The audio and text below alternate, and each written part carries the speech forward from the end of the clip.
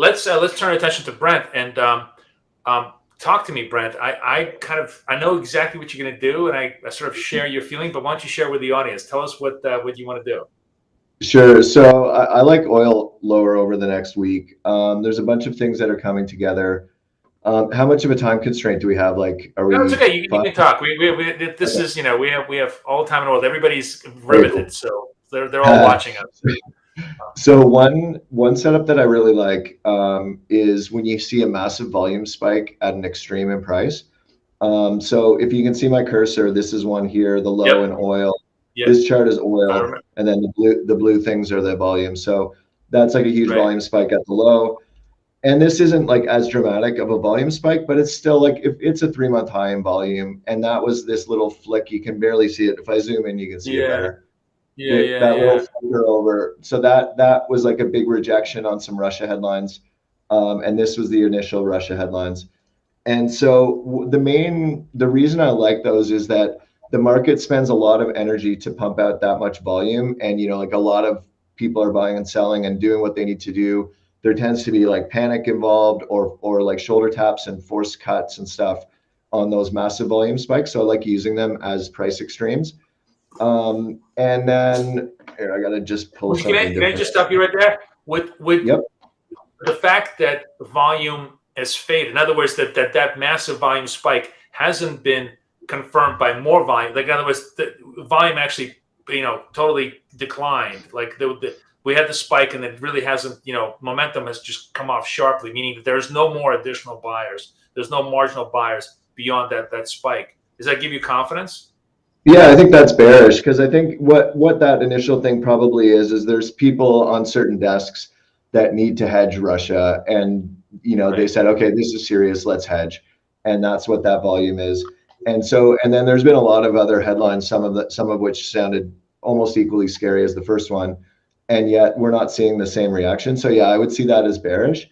And then there's some other stuff going on, like kind of under the hood. So this is just to give you an idea of what I'm going to talk about after, but this is US tenure rates and crude.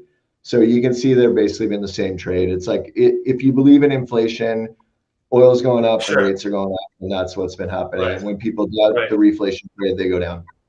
I'll reference that in a sec. But then this is, so you can trade crude contracts all the way out to like 2033. And so this is the price of all the crude futures contracts. So the spot is trading at whatever 91 or something right now, but the contracts 5-7 years out are trading at like $65.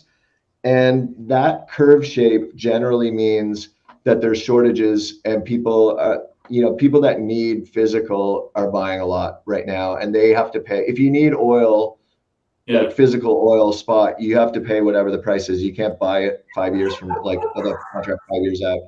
So if this chart here is the difference between the front contract and the contract 5 years out. And if you know what a chart of oil looks like through this time, when the front contract is $25 above the 5 year, like 5 years out, which it is right now, that's what this chart is. It's just the difference between contract one and contract way out there. And if you know what oil looked like at all these times, these were amazing times to sell oil. So like late 2013, mid 2014, and then 2018, these were all amazing times to sell oil. And essentially it's not random. Like the reason is that when the front month is super crazy bid like that, it tends to be a temporary thing. And then in terms of, I think that rates are probably, sorry, that's the wrong chart. That's okay, we see it. This chart here on the left, that's 10-year rates. So the global financial crisis low was 204. This low in 2017 was also 204. And then all these highs here, like this is when the Fed started cutting.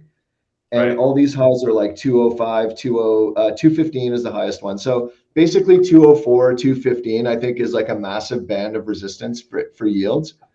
And if you believe in, which I do, that mostly like all financial markets and products are all being driven by a lot of the same variables, right? Like global growth, inflation, monetary policy. Those things are driving. That's why you see so much correlation between all the products. So if this is massive resistance in yields, then that probably has a read through to crude as well. So essentially what I feel like is that volume spike is an indicator similar to the dollar yen, where you had like good news, bad price. And like you kind of suggested, the hedging's done. People that were going to be forced to buy oil have bought it. And then what also I like about this is you have all these tops right here, which is like, that's $4 away. That's not really that far.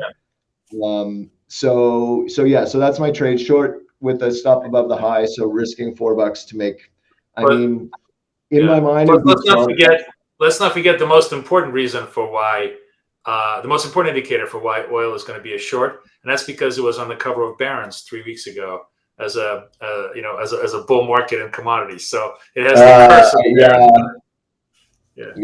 it's definitely a popular trade. Like the buy energy because it's cheap trade has been pretty popular. I don't think it's like, this isn't a massive positioning story, but there is at least the position unwinds could be a bonus. And then you also have, like, I always look at the risks, right? So like obviously Russia's the risk to the top side potentially, although maybe not. Like maybe even if they attack now, I'm not sure it would make a new high, but then you also actually have a positive risk on this one, like a kicker that the Iran deal is kind of being tossed around. And that would bring a new supply. Which hasn't really been front and center because people are focusing on Russia, but it's definitely percolating. And it's nice when you have a trade that has like just a positive risk kicker like that. That's always a bonus because that could get you, like, if you got lucky on that one. That kind of, I think if you're doing an expected value calculation, the Iran thing kind of offsets the Russia thing in my mind, in that you have a possible bullish shock for crude, but you also have a negative shock, which would help the short. So plus you could make a contrary argument that if Russia does attack Ukraine, he's going to need revenue. He's going to have to pump the in order to be able to support, because war is a very expensive proposition, and he's going to need to fund that. And the only way he can fund that is with hard assets. The only way he gets hard assets is through oil. So he actually increase the spigot more than less. It's sort of a contrarian view, but that might make sense too. So I think of Ukraine as a gas story more than an oil story too. I know they're correlated, but and look what happened in 2014. Like they annexed Crimea and oil didn't go up; it went down. So Brent, I want to ask you on your trade, because first of all, I would love to be short crude, and I'd like to press it. Where would you actually press that on the short side? Because I think it's like an elevator shaft from 90.25 down to 86 pretty quick.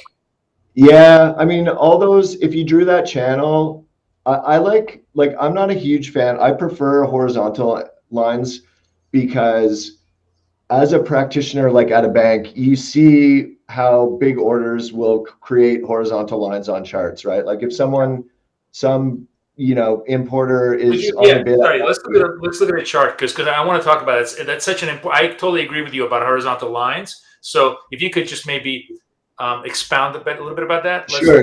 So let's look right here. So this could just be like a Japanese importer of oil has told their bank, okay, we need to buy like X number of barrels, and I don't want to pay worse than 89.